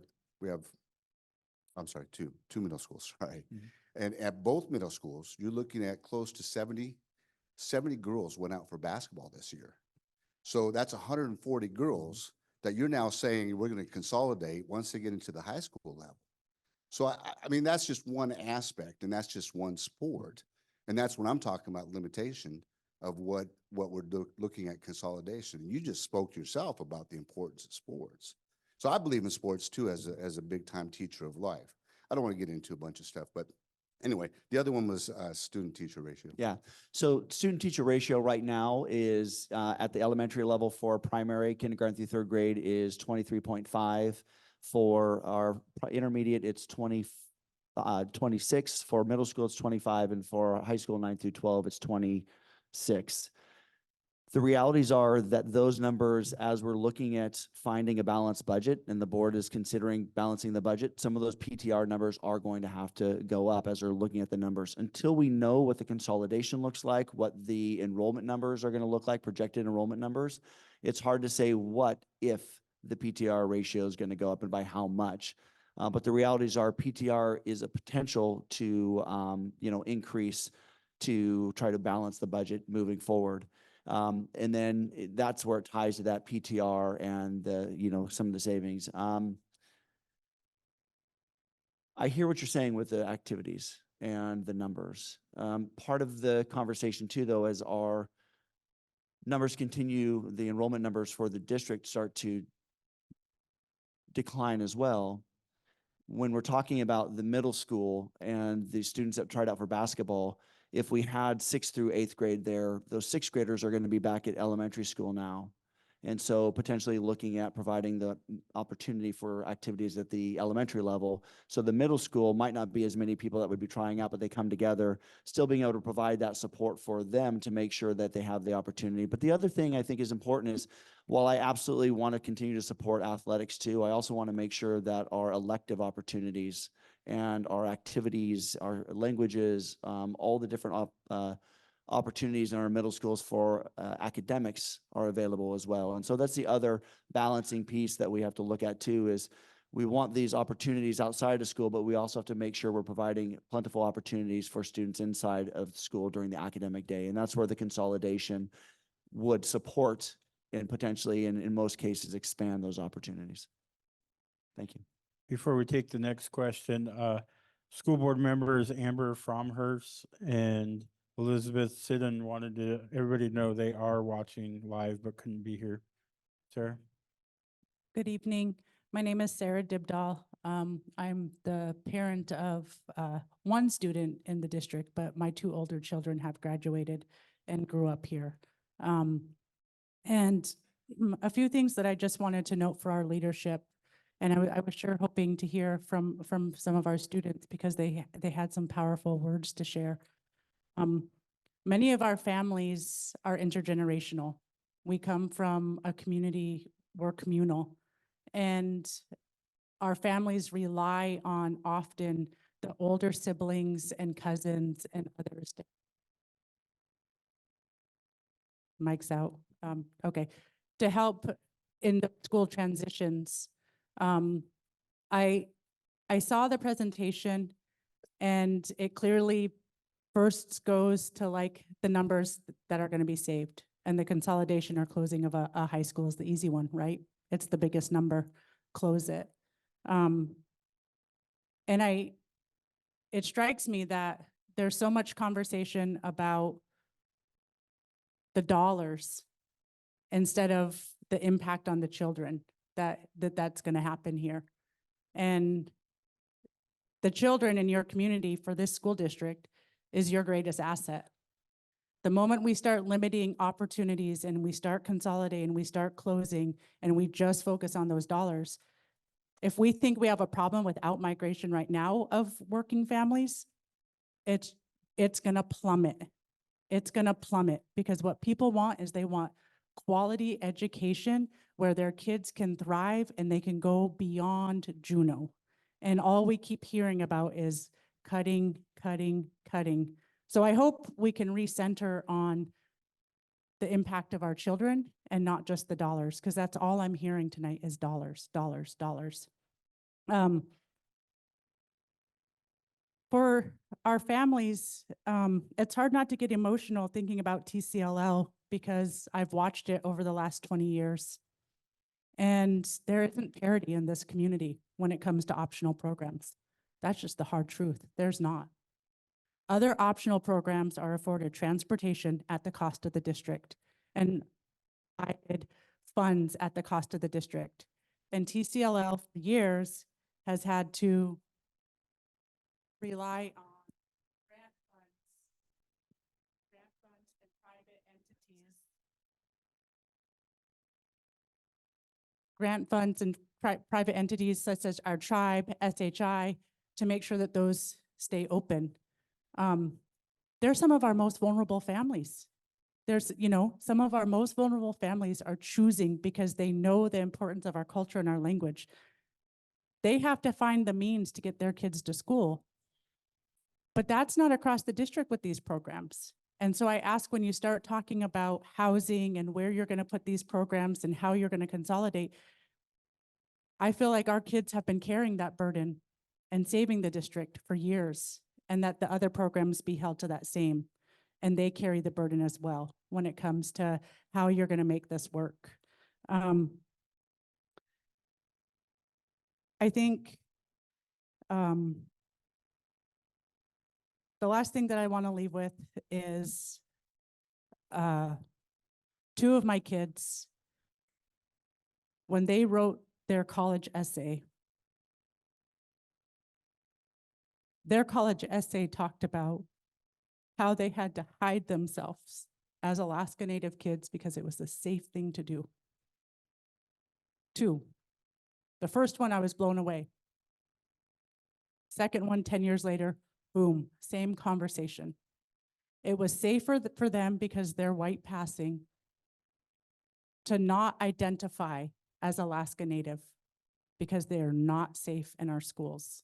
So when we start talking about consolidation of programs, when you've got 92 kids who are being immersed in who they are and they've got a community around them, I just hope that the district knows what you're doing to help make it so you don't have more kids leaving your school doors thinking that they can't show who they are as Alaska Native people. Thank you. Thank you.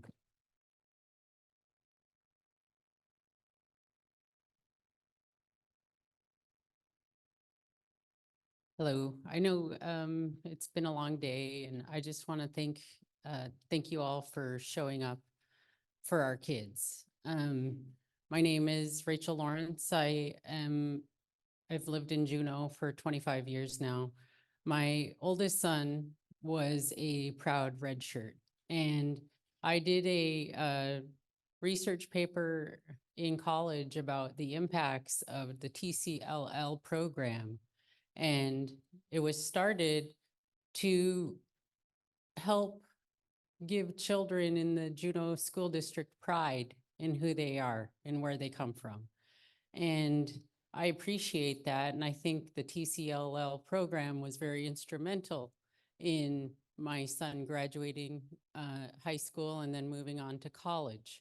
And he became a part of this wonderful Tlingit-Haida community here all throughout the Navigators and all the other wonderful programs you guys have going on here.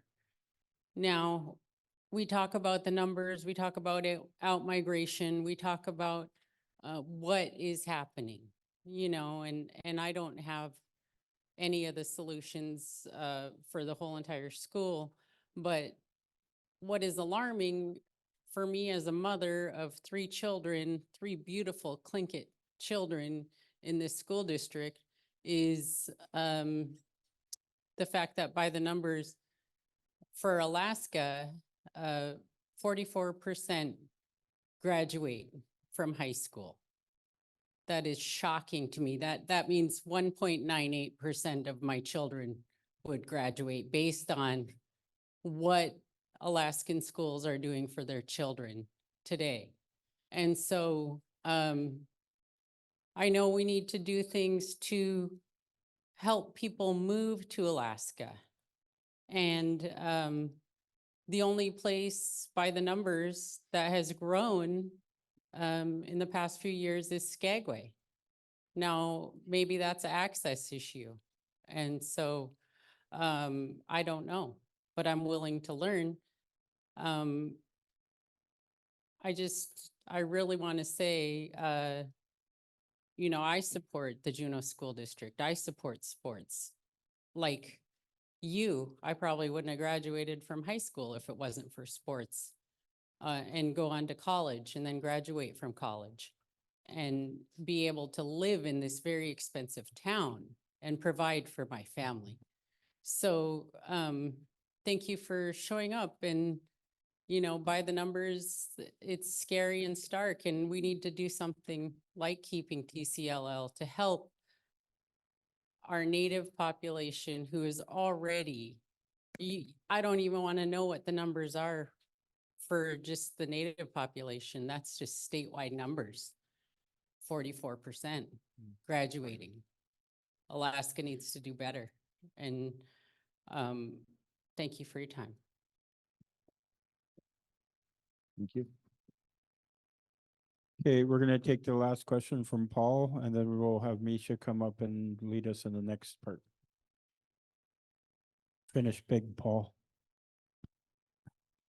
Connie, I'll go on down. Gonna cheese aya. Cut your hand on your kusani. Shower the neke. Away in Kohancha. We stand together. Connie is my brother-in-law. And Shower the neke is all the honorable people. Just Tuasigu Isaku Wasak Tundatanik Sitiha. Linget. I just want you to understand and know my thinking in Tlingit. Tlingit Ayauhan Natkawe, because we are Tlingit. Kwansawe. Yach Yahat Tlingit Yukatangi. When was the last time you heard our language? Uhan Koa family Sitia. Just talk Tlingit Kainak Wutus Atnocha. My family. We all speak Tlingit at home. My son Joseph, his dog understands Tlingit.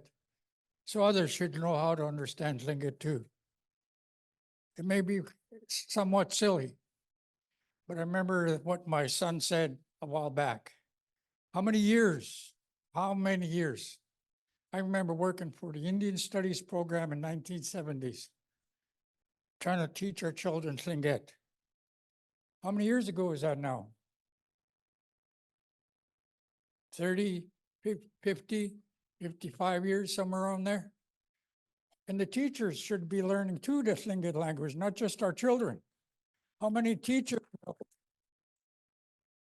how many superintendents know Tlingit? They say, oh, we're well proud of you. But how proud are they of it that they can learn the language? And I share with some of the teachers, as soon as you start speaking English, now that I'm speaking English, that gives you an opportunity to also speak English. Tlingit kainak koa. Iakge wasak tundetanik sati tlingit kainak. Who's going to interpret that? You know, and how many years have we been trying to teach Tlingit? Tlitziaya uhan Tlingit sticha. It is very difficult for those of us who are Tlingit. James Bushkitan, Kankiyan, Akhlil Kohas. How many can identify their genealogy in Tlingit? Achtakanuku, Tekwedi, Barbara.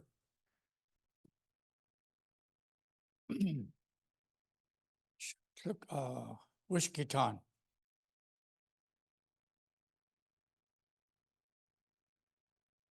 Look, Nakadi. Banach Tedi. we should know these things. And I'm thinking from the report it was given on numbers. I know a little bit about numbers. You know, 1, 2, 3, 4, 5, 6. I remember my sister Nora's friend, Florence's friend. She was so proud. She says, Florence, I can count in Tlingit. She says, really? Let me hear it. 1's kadushu, 2's kadushu, 3's kadushu, 4's kadushu. Right? Josh, that's how it is. Daktentan.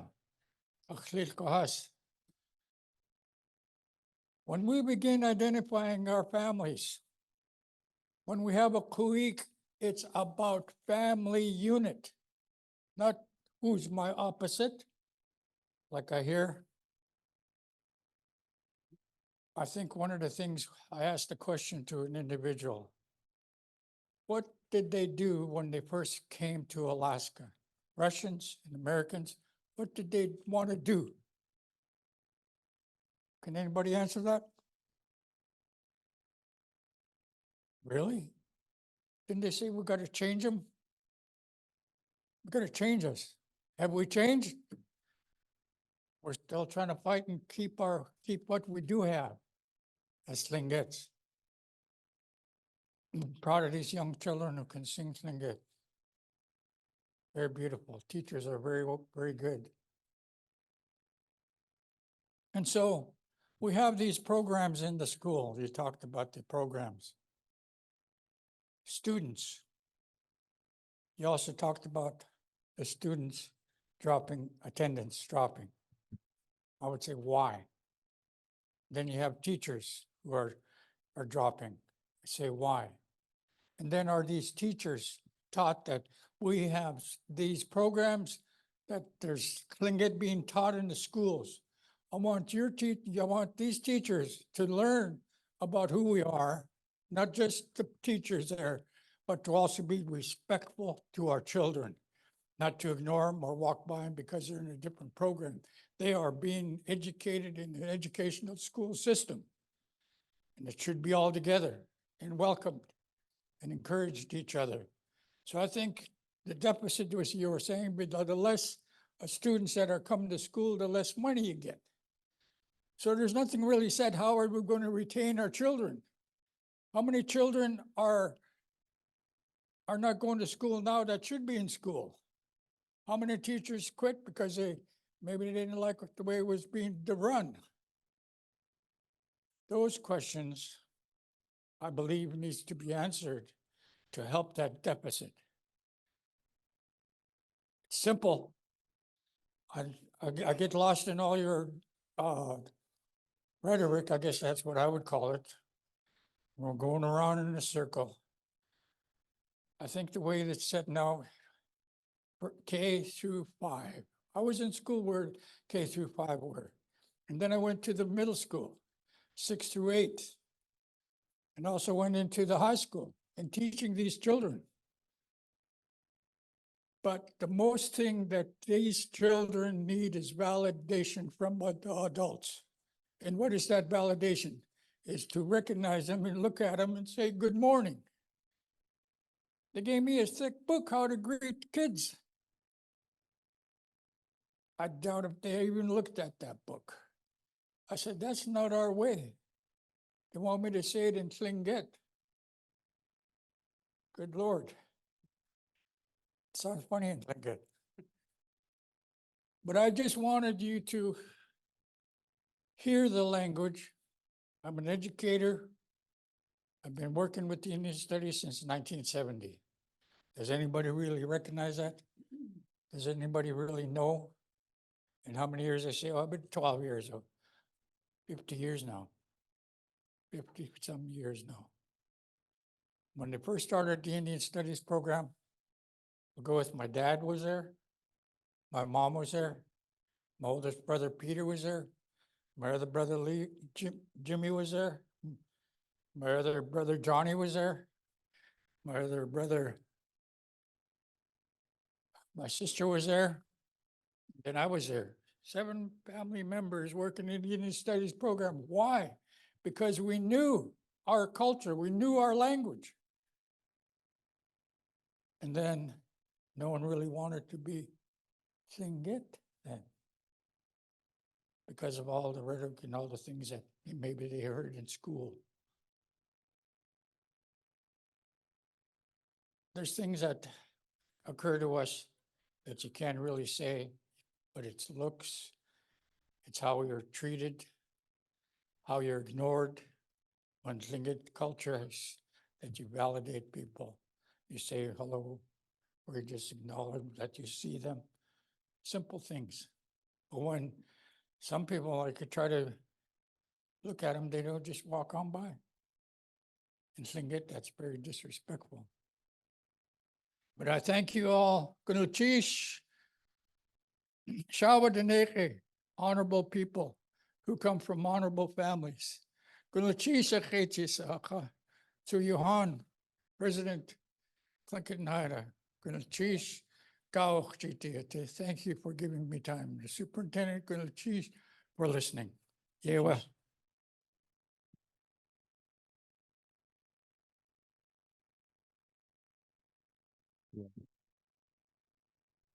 I just want to thank you for that, and thank you for the words. I appreciate it. And in the 26 years I've been in public education, for me, the most important thing I can do as an educator, but as a person that is here to support kids and has given most of his life to supporting kids, is to recognize them and to see them. Too many of our students don't have an adult that care, that they know they can go and approach and talk to, and will listen to them and just be there for them. And so thank you for those words, because when I work with staff, when I work with my students, first and foremost is making sure that they know that I'm there and I see them and I want to support them, and anything I can do, I want to be there to help them through whatever they need support with. And so thank you for those words. I appreciate that. We're gonna turn it over to Misha. I'll let her come up here, but I wanted to just say I'm gonna cheesh to those like Paul, Auntie Leona, Florence, and all the others right here who continue to do what his family did for so long. And I want to recognize that Paul doing all this. One of the things I think that's the biggest insult to our elders and teachers is that they're told they're not good enough. And Paul went around and got his certificate, and he can show them he's good enough. But I would counter, they didn't need a certificate. They shouldn't even have to be asked for one. And that's probably the most insulting thing, I think, when we have these beautiful people who step forward to love our children, to make sure that those children are recognized and seen in their own culture. So you have my utmost gratitude, and I just think so highly. And Jason called out his niece because we let her go from the tribe so she could go be a teacher. She better still have a job.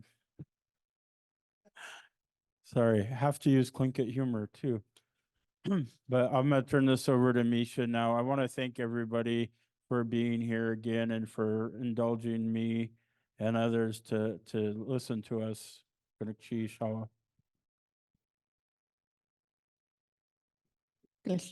you. My name is Misha Jackson. Chukungi Kla Yuchat Duasak. I'm Shungu Katie, so I'm going to wake you up really fast, because when we're Shungu Katie, we got to stomp our feet. So I think we've been sitting for a little bit, so go ahead. Do the Shungu Katie welcome. I can't hear the people on Zoom. If they're still there, maybe, maybe not. We're taking down Facebook at this point. All right, geesh. So thank you, Superintendent Hauser. I just want you guys to know a couple comments, and then it's a question that doesn't need to be answered, because you guys will answer this, I know. This is the first time Superintendent Hauser has opened this space in his presentation for questions, answers, comments, and feedback. And so I think what we really honestly have to recognize is that he is recognizing our cultural protocol, right? That what we say, our words are heard, our words are caught, and our words are answered.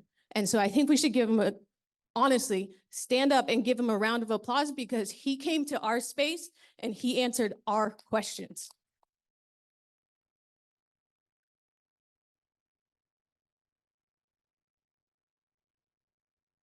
I didn't hear any Shungu Katie stomping though, but okay, we'll keep working on that. Geez, so thank you. So my question though, and you don't have to answer it, is this, is people have filtered in and out a bit, but I just want to say, look at how many people showed up, right? And this is how many voices want to be heard, need to be heard, and how many stories need to be shared. And part of the reason this has gone the way it has is that is who we are, but we also haven't had these spaces. And so my question to the City Assembly, to the school board, to Superintendent Hauser, is how are you going to make sure our people feel safe and welcome in your spaces to give you feedback, to be engaged in this conversation, because it's not stopping, okay? We have voices, we are here. So my question to you, and I hope we get an answer soon, is what are you guys going to do? Because we can't do this every week and every phase. You guys need to step up and figure out how you're going to get our community involved and how you're going to get our voices heard. So that's my question for you guys to wrestle with. There's the Shungu Katie stomp. All right. Now, what we have is we're moving into some conversation time. So I've got some papers for you, and I know Superintendent Hauser, I appreciated the visual. I think I one-upped him though as a teacher. So we have some visuals on your table. If you guys need to scrunch together so you have people to talk to and new best friends, please do that now. I've got kids up here. So we did some visuals here so you can start looking at these because we got to hear what's the idea and we're putting them up on Zoom. This is kind of a visual. What is it going to actually look like, right? And we really want you to start thinking about these things and hearing what people have to say and start coming up with our suggestions, our ideas, what we think is going to work, okay? We are not limited to these things in any shape or form. I think our children and Nakashlan and President Peterson and everybody here has shown what beautiful brains we have and what genius we have to share. So we've got a couple of those out for you guys to look at. The next thing I'm going to tell you to do before I have these kids speak is, if you still have your survey in front of you, we've designed the rest of this evening to help you fill this out, right? As a teacher, we're scaffolding you to success. So we're going to have some kids up here. They've gotten some wonderful guidance, and they're going to share some things about why they love TCLL and why they love their language, right? So we want to hear lots of voices in here. It was really important for us to have students. They are going to talk about TCLL, but what I really want you guys to do is to listen to what they have to say, because they are in a model that works, right? We're talking about a budget deficit, and we're going to spend the next 10, 15, 20 minutes flipping that and start looking at this from a strength-based perspective, because deficit approaches don't get us anywhere, okay? These children are our strength. Our ideas are our strength. Our nosy little Shungu Katie babies are our strength. And your brains have these ideas in them, and we're going to bring them out. So they may talk about TCLL. You need to listen deeper to hear what about TCLL in this model is a strength that we need to drive these decisions forward, okay? So think about them. They are children in the district. You're going to hear some pretty cool stuff, and if some of them weren't up here with their little forms already ready, there's a couple of good ones I want to share too. So what we're going to do to liven this place up a little bit, come on over this way. They're hiding by the food. Come front and center. Where do you want them? So Zoom people can see. All right. So what I want you guys to do, they've come up here to speak. After they say it, I need to hear the loudest Shungu Katie stomp and applause. And it's got to be a quick burst and some whoops and some hollers, okay? Because these kids are passionate about school, passionate about learning, and they're ready to share with you why they love school, why they love TCLL. So if it doesn't get loud enough, then I'm going to have to come chase all you guys down. All right. So you guys ready? Hold on. Let's practice. Let's give them a quick round of applause to get the butterflies out. All right. Kids, was that good enough? Or do you want it louder? We want it louder, faster. Let's go. Give him a round of applause. There we go. All right. Do you want me to hold it? My hand shakes. Here we go.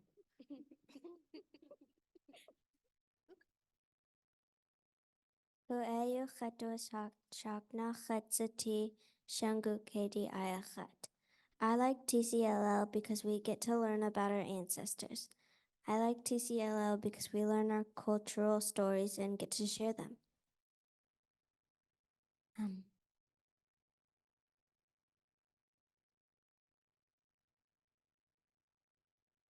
If TCLL didn't exist, some of us wouldn't be here today. If TCLL didn't exist, some of our culture would die off. I like TCLL because I get to connect with my friends and family. Ganesh Chish.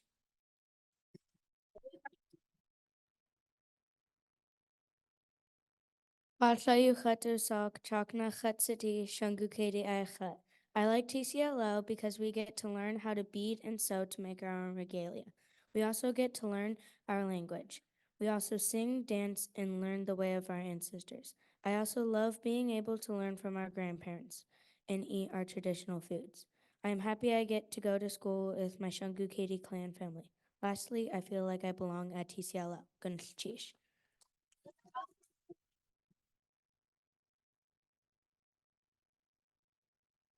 Layla Yuchat Dirsak, Chakna Hut City. I like TCLL because I get to learn our Tlingit language. And we can sing and dance. And I feel like I belong at TCLL. Also, I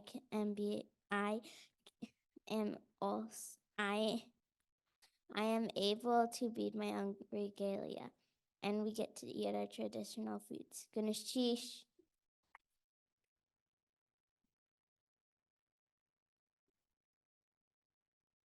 It's important to learn our language. Our ancestors learned how to speak Tlingit, and that's how they survived. Knowing how to speak Tlingit helps me to remember my ancestors. Learning my language teaches me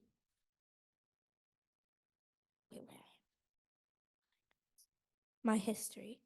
I know how I fit into the world because I learned my history and my language. Learning my language gives me knowledge. My brain grows with knowledge when I can speak my own language.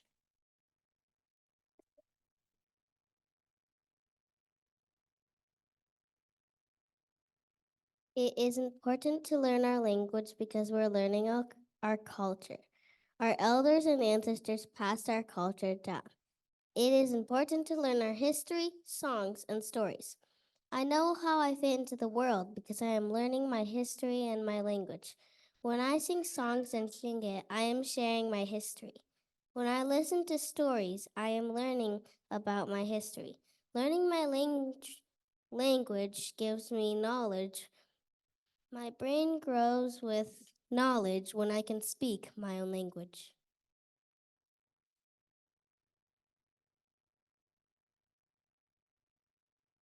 Particularly Khadusok, Yeshna Khatsati, Achish has Chukanadi, Shishku has Shungukadi, Gagan Hitach, Chish. My name is Raven, and I am currently in 7th grade. I attended TCLL from kindergarten to 5th grade, but left for 6th grade because there wasn't a middle school classroom at the time. I'm so grateful that there is now a TCLL middle school and to be back with my close-knit community TCLL provides. I grew up with my classmates, and being part of this community means a lot to me. In TCL, students are proud of their culture, language, and their intelligence, which carries us to achieving great things.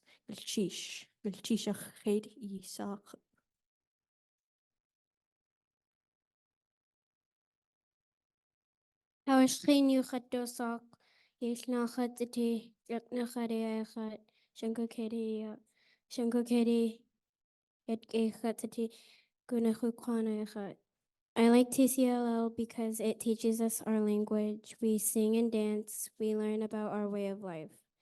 I also like that we prepare and eat our Tlingit foods. I love listening to our grandparents and learn from our aunties and uncles. I also got to go to school with my clan brothers and sisters. I can learn my language and culture with my friends and family. I love that we laugh and enjoy learning.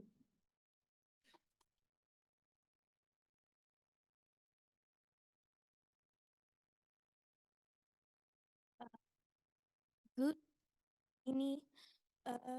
Dosa- I like TCL because I met lots of friends like Raven and other friends but are also in my class. And I also met lots of great people and I heard lots of good stories. When I first joined, I always thought about having a Tlingit name and I finally do. And it's Gooch Jitsuni. And my grandpa helped me get that name. So, yeah.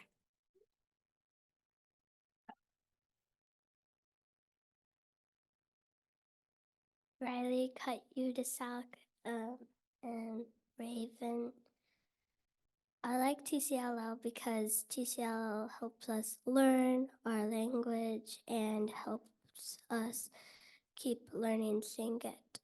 So when TCLL helps us, it also brings us all together, like in one. So I like TCLL and it's also one of a kind. Finish cheese. All right, come on, standing ovation, Shungu Katie stomps. I feel like this is a revival. There we go. Sheesh. All right, you guys can go ahead, go back to your parents.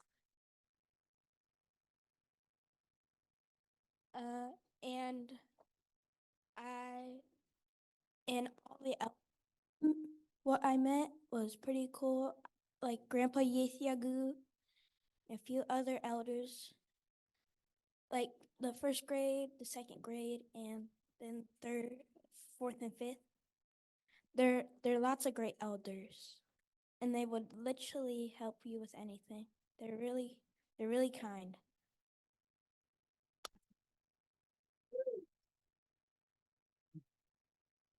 Sorry, I have to interrupt this regular broadcast. If there are any Tlingit and Haida Juneau Community Council members here, can you come up and join me? And Ken Sutherland, can you come? Agu.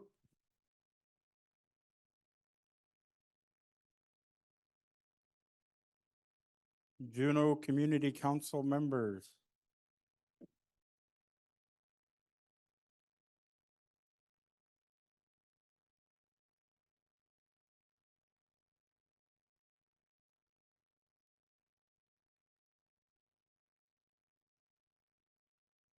Well, we heard from the kiddos how much TCLL means to them. I want you to hear from Juneau Community Council Vice President Ken Sutherland about how much our community loves our kiddos. Thank you, President Peterson. Tonight, our Juneau Haida Community Council, we had our regular meeting tonight. Unfortunately, it was conflicting with this important discussion that had to happen. So I needed to be there. Tonight we invited 40 some different groups from within the community, from our youth groups to our elders. And, we were handing out $5,000 donation checks to various programs. And those funds are made available from our bingo gaming operations. So all these council members you see before you, we're a big part of, helping us decide how we were going to utilize those funds. So we met with those we invited all the folks to the hall tonight to receive those donations. And we had probably 50 or 60 youth from the high schools there tonight to accept donations. So it was really great to hear from all of them. It was the basketball programs for both JD, TM, Coach Lee, the wrestling group, the Juneau School District's NYO kids, the cheer team. The cheer team's always been a big help to our community council. And when we do our Santa's workshop every year, they come dressed up in their Disney uniforms and help our kids in the programs. So we, those donation checks, we did actually just cut the checks for all those programs into several larger checks for just to the Juneau School District. So we have 150,000 here that we're going to donate to the school district, and we earmarked it to all the various programs. Each of the schools is getting a donation to help with costs that they need. All the Indian Studies programs at each of the schools is getting a $5,000 donation to help support their programs within those schools. And like I said, the basketball teams, boys and girls, for both Juneau Douglas, Thunder Mountain, wrestling, Huskies football, NYO, the cheer team, and also TCLL robotics is also getting a donation too. So I'll hand this off to you, Frank, so you can give it back to those that be. So, and thank these guys too, the council. They're a big part of making this possible. So thank you, President Peterson.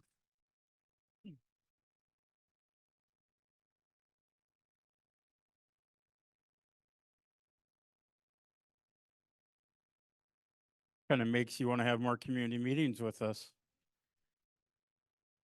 I, as president of Central Council, couldn't be prouder of our community councils who step up and they heart lead.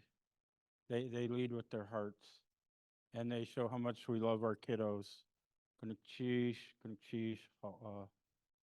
you. And Auntie wants the mic.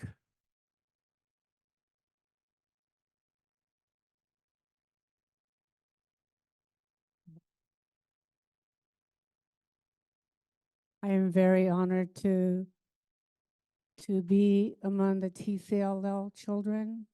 I was hired over a year ago by Alaska Heritage under contract work as an elder cultural specialist.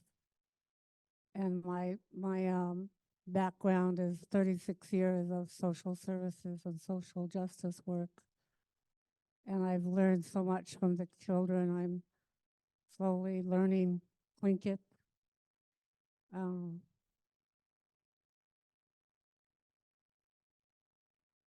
It's really beautiful to see the children. And Grandma Geese, Genevieve, is also here. She's a grandma. And it's really an honor to work among teachers that are teaching the children.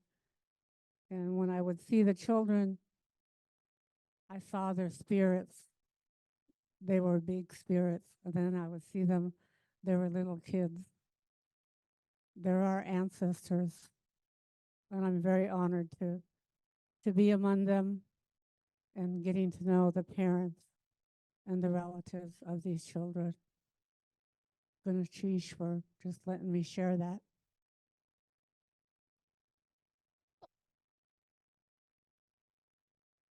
And I'll turn this back over to Misha, and thanks for letting us interrupt.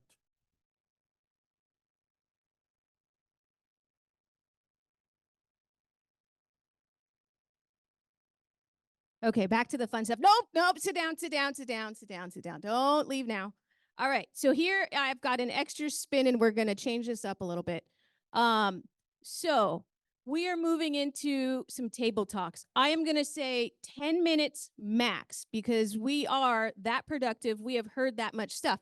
I am gonna put our assembly members on the spot a little bit.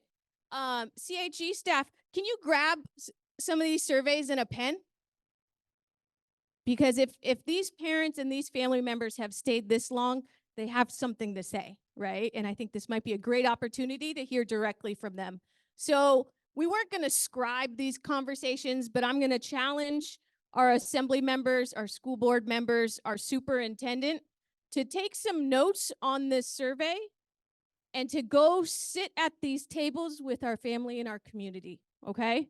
So that's my challenge to you guys. If you guys have an open space and want to invite a CBJ or a school board member over to come have a conversation with you, raise your hand, wave them over. Remember, we are very inclusive people. There you go. Tell them, Hagu.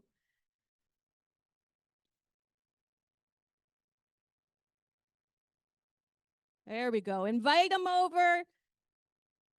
If we can toss up on the screen, if we still have it, we have 6 questions here that we're hoping you guys can spend about 10 minutes going through. So the first ones are about school consolidation. I don't have my good glasses in. So what concepts you're liking, what additional information you need, and what types of support or help will families need. We also have some other questions that are about what we love, what programs we want to still be around, and how we can change the school experience, okay? So please spend the next 10 minutes having these conversations. Make sure you guys fill out the surveys, and then President Peterson will wrap us up with closing remarks, okay? All right, you guys, I better see everybody talking.